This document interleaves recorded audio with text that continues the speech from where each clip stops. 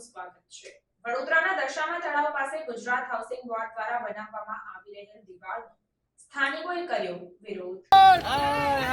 हाय रे Gujarat housing board नहीं चलेगी नहीं चलेगी तानाशाही नहीं चलेगी नहीं चलेगी नहीं चलेगी तानाशाही नहीं चलेगी हाय रे भाजप हाय हाय हाय रे भाजप।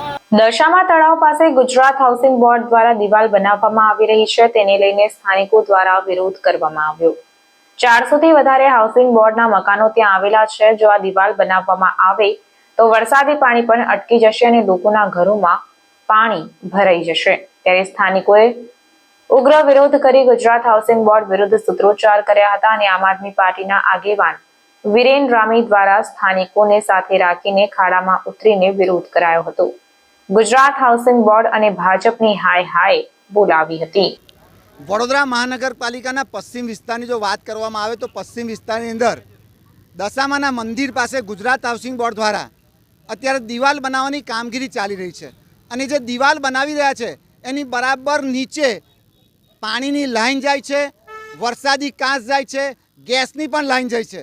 હવે અમારો માંગ એ હતી કે આ જે તમે અત્યારે થોડાક સમય પહેલાં જ આ રોડ બનાવવામાં આવ્યો ત્યારે કોર્પોરેશનના અધિકારીઓને ખબર નથી કે હાઉસિંગ બોર્ડની જગ્યા છે અને હાઉસિંગ બોર્ડની જગ્યા છે તો આ બધી જ સુવિધાઓ તમે કયા હિસાબમાં નાખી, જ્યારે તમને ખબર હતી કે 18 મીટરની રોડ લાઇનની અંદર જાય છે, પરંતુ આજે ગુજરાત હાઉસિંગ બોર્ડની જે તાનાશાહી છે એ ધારાસભ્યને પણ નથી ગાંઠતા।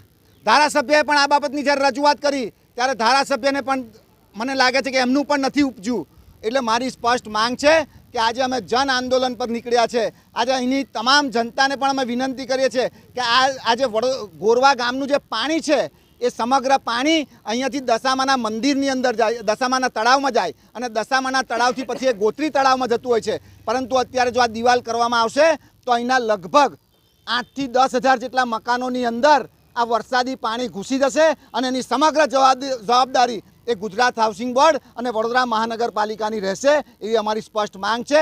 અને ધારાસભ્યને પણ આમાં, કારણ કે આ ગુજરાત સરકારનો વિષય છે માટે ધારાસભ્ય જ્યારે અહીંના કાઉન્સિલર હોય ત્યારે અમારી સ્પષ્ટ ધારાસભ્યને પણ વિનંતી છે કે તાત્કાલિક અસરથી આને 10 ફૂટ પાછળ લેવામાં આવે અને જો નહીં લેવામાં આવે તો આગામી દિવસે ધારાસભ્યની પણ ઓફિસમાં અમે જઈ અને વિરોધ પ્રદર્શન કરીશું। જો તમારી માંગણી સ્વીકારવામાં નહીં આવે તો જો માંગણી સ્વીકારવામાં નહીં આવે તો મેં કીધું એ મુજબ અહીંના 10,000થી પણ વધારે ગુજરાત હાઉસિંગ બોર્ડના મકાનો એ આ ભારતીય જનતા પાર્ટીનો અને ધારાસભ્યનો પણ વિરોધ કરશે। અમે દશામા મંદિર આગળ ઝૂંપડપટ્ટીમાં રહીએ છીએ। અમને આ કોર્ટ બનાવે છે, સરકાર રસ્તો આપતી નથી તો અમારે ક્યાં થઈને જવા ખાડા કર્યા છે એની અંદર નાખી દો અમને। અમે પ્રજા અહીંયા રહીએ છીએ આટલા વર્ષોથી તો અમે ક્યાં જઈશું? એ મારો વિરોધ છે।